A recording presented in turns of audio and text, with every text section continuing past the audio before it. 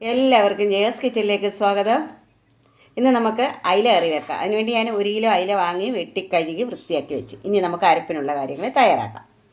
1 kilo അയിലയ്ക്ക് വേണ്ടി 1 മുറി തേങ്ങയും 1.5 ടീസ്പൂൺ മുളക് പൊടിയും 1 ടീസ്പൂൺ മല്ലിപ്പൊടിയും 1 പിഞ്ച് ഉലുവപ്പൊടിയും 1/2 ടീസ്പൂൺ മഞ്ഞൾപ്പൊടിയും ചേർത്ത് നല്ലതുപോലെ അരച്ച് വെച്ചിട്ടുണ്ട്. ഇനി ഇത് നമുക്ക് ചട്ടിയിലേക്ക് മാറ്റാം. ഒരു ചട്ടിയിലേക്ക് ഒരു 4-5 പച്ചമുളകും 2 കതിർ കറിവേപ്പിലയും പിന്നെ വേണ്ട ആവശ്യത്തിനുള്ള കുടംപുളി അല്ലെങ്കിൽ തോട്ടുപുളി എന്ന് പറയും, അതങ്ങോട്ട് ഇട്ട് കൊടുക്കാം. നമ്മൾ അരച്ച് വെച്ചിരിക്കുന്ന അരപ്പങ്ങോട്ട് ഒഴിച്ച് കൊടുക്കാം. നല്ല വെണ്ണ പോലെ അരയ്ക്കണം. എന്നിട്ട് ഈ ജാറും കൂടി കഴുകി ഇതിലേക്ക് ഒഴിക്കാം.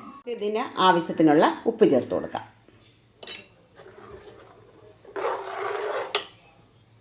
ഇനി നമുക്ക് ഫ്ലെയിം ഓൺ ആക്കാം.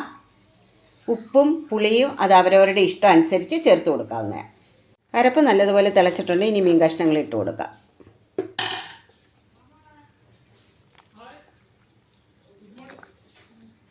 അയിലക്കറി തിളച്ചപ്പോൾ ചട്ടിയിൽ നിന്നും വേറൊരു പാത്രത്തിലേക്ക് മാറ്റി. കാരണം കുറച്ച് ചാറ് കൂടുതൽ വേണം അതിന് വേണ്ടി.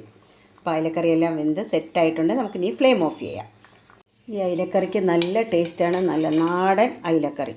എല്ലാവരും ഇതുപോലെയൊക്കെ ഒന്ന് ഉണ്ടാക്കി കഴിച്ച് നോക്കണേ. സൂപ്പർ ടേസ്റ്റാണ്.